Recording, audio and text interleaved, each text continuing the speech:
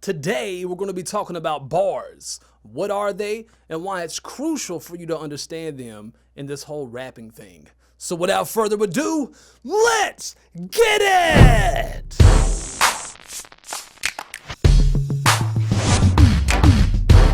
What's going on, everybody? It's Cole Mize for ColeMizeStudios.com, bringing you another segment of Be a Better Rapper Now. So let's talk about what bars actually are. To simplify it, bars are a way that we measure music. It's a musical measurement that we use, and it also makes it easy for us to communicate with one another about the length of, let's say, a verse or a hook, etc. Now, just like in the real world, you'll use measurements to convey the length of something, such as, from point A to point B is 12 miles, or I worked a 8-hour day. It's just a form of measurement that we use to easily understand how long something is in time. So in musical terms, we'll use bars as a way to communicate with one another the length of something. Now, how does one actually measure a bar? It's a good question. So the way I like to explain it is this: like here in the US, a dollar can be broken down into 4 quarters, right? Or if you think about a whole year can be broken down into 4 quarters, which are 3 months apiece, right? For 1 quarter of the year.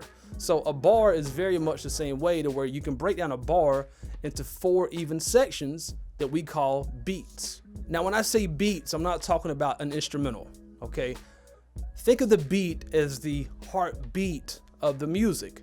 So just like when you're having a really extensive workout and your heartbeat is just going, it's the same way with music. So the faster the heart rate, the faster you're typically moving, or the more strenuous of an activity you're doing, right? The more momentum, the more aggression that's in that workout. Well, it's the same thing in music. The higher the BPM is, the faster the music is. The slower the BPM, the slower the music is. So, like in dance music, you'll see a higher BPM rate of, like, let's say 120 or maybe even 140 beats per minute. But if it's a slower R&B track, it may be slow as 60 or 50 beats per minute, okay?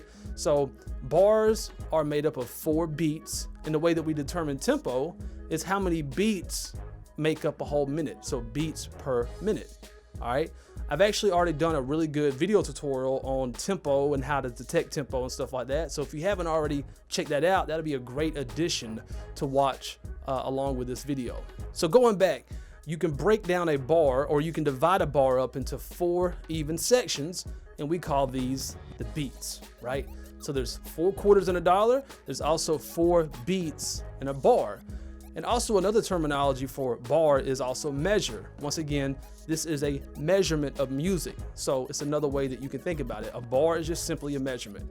And it makes it a lot easier when we're discussing with other artists the length of, like, let's say a verse. If someone were to hit you up and say, hey, I need your verse on the song, can you give me 12 bars? Right? You will need to be able to count those bars out to make sure that you're delivering the correct length of a verse. And so everything in music is built upon these beats. Think about these beats as the foundation that you're building a house on top of, right? So it's crucial to understand bars and beats, because everything you do is going to be connected with that. So your song is only going to be as strong as it's connected to the beats.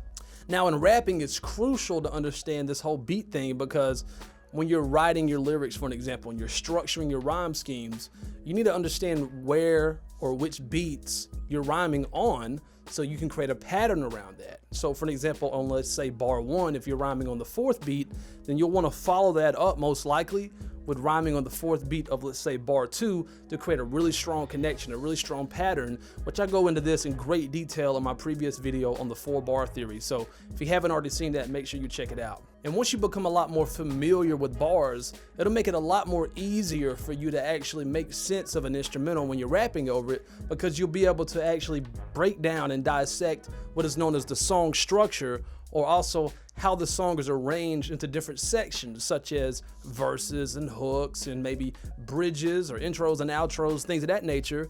You'll be able to see, okay, maybe the intro is quote unquote 4 bars, and the verse is 16 bars, and the hook is 8 bars. And that way you'll know, okay, well, this is the amount of lyrics that I will need in order to fill in that space. You see, music is all about patterns, and the way that we measure these patterns is by bars. So you'll be creating patterns with your cadences, with your delivery, with your rhyme schemes, right? You want to be able to measure those by bars, because if you're doing things in even numbers, it's going to make it sound complete. Also, the loops in music are done usually in even numbers. So for an example, you may notice maybe a string section that loops every 2 bars or 4 bars, or maybe as small as 1 bar. If you're able to identify these patterns, it's going to make it a lot more easier for you to determine the length of an actual bar, because most of the music that you'll rap over is what we call loop based, right? So they're patterns that's created by the producer or by the musician, and they play like a little riff or a little pattern, and then that pattern just keeps repeating itself. In a lot of cases, a lot of instrumentals will have at least one pattern that repeats itself throughout the entire instrumental. And then they'll have different patterns that come in and out at certain times to kind of build the track up, or when they want to create a little bit more space, it may actually remove patterns of the instrumental, and that's what we call arrangement. And all these patterns are measured in bars. So if you're trying to determine where a bar begins and ends, pay very close attention to when you first start playing an instrumental. I'm talking about the first note you hear, lock into it, listen to it, follow the pattern that's created, and listen for the part where it returns back to that very beginning point. And that's going to give you the length of your bar in most cases. So if you're able to do that, then you need to be able to divide that bar up into 4 even sections. And that's what's going to give you your beats, right? There's 4 beats in each bar. And if you want an additional little trick, typically kicks and snares fall on the beats. Now, it's common for them to land in other parts as well, but usually they always at least land kicks on the 1st and 3rd beat and snares on the 2nd and 4th beat of each bar. But a word of caution, drums will not always be in the track. There's lots of times where you won't hear any drums at all, right? So intros typically don't have drums in them, or there may be a part in the verse where there's no drums for a bar or two. And so you need to be able to go even when there's no actual drums in the track. But listening for the kick and snare is a great way to kind of get your feet underneath where the beats are within the bars. So if you're new to this whole rapping thing and you're trying to wrap your head around this whole bar thing, don't beat yourself up too bad about it. Everyone starts out somewhere, right? And many years ago when I first started rapping, I didn't understand any of this either. And I've actually already done a video called Establishing Rhythm Part 3, where it's going to really break down how you can start hearing the beats within each bar, which is establishing what is known as your rhythm, which is going to allow you to synchronize your body with the actual music itself. Because when it's all said and done, you want to really rely on yourself once you lock into the track. You don't want to have to be dependent on, let's say, like what the kick and the snare is doing to stay on beat. You want to be able to listen to any instrumental, any genre, and be able to lock into it really quick within just a few seconds. And then boom, you're locked into it and your body is locked into it. And regardless of what the music is doing, it's still going to be structured around those 4 beats, right? Even if there's a complete silence in a track, it's usually measured within bars. So if it goes completely silent within the track, usually it's going to be for 1 bar or 2 bars sometimes. And so even pauses are measured in bars in music. So check that out if you haven't already. And just know at first, it's going to be weird. It's going to be difficult being able to wrap your head around this and train your ears to be able to hear all this stuff. But it's like that with everybody. So it's just a process. But this right here is so crucial because, once again, this is the foundation that everything in music is built upon.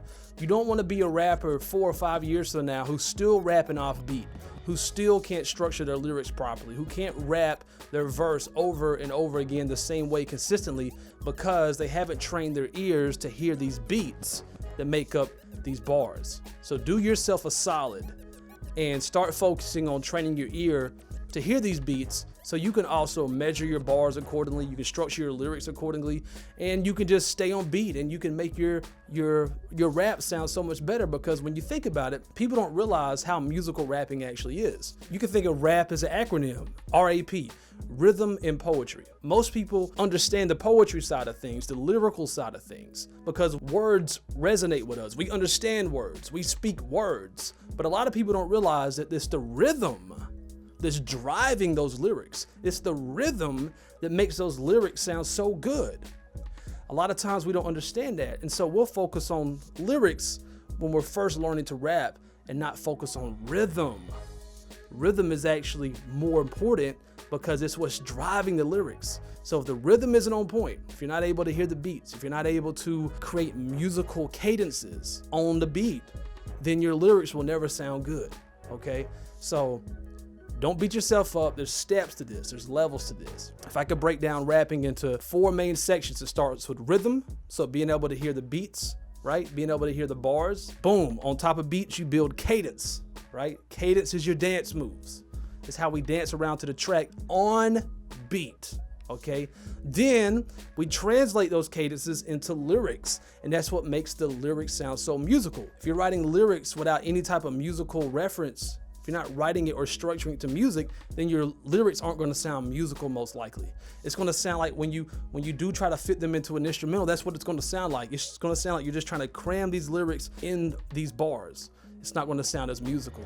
So we like to create cadences on beat, come up with dope cadences, beat it with the pat, the po pat, something like that. And we come up with a combination of words and syllables that fit that cadence that we created, and that's what makes it sound musical. Apart from that, then we go into delivery, and this is where your lyrics come alive and they sound emotional, and you hit the listener with just the emotional performance that moves them in an emotional way. Not just that you sound good, but they can feel what you're saying. You can think about rapping in those 4 elements. So first, the rhythm. Second, you want to work on your cadences. That's your dance moves, right? Third is the lyrics, right? Translating those cadences into lyrics. This gets into songwriting. And then 4 is your delivery.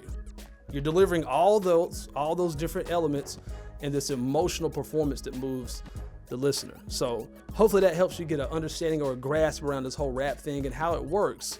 So focus on rhythm first.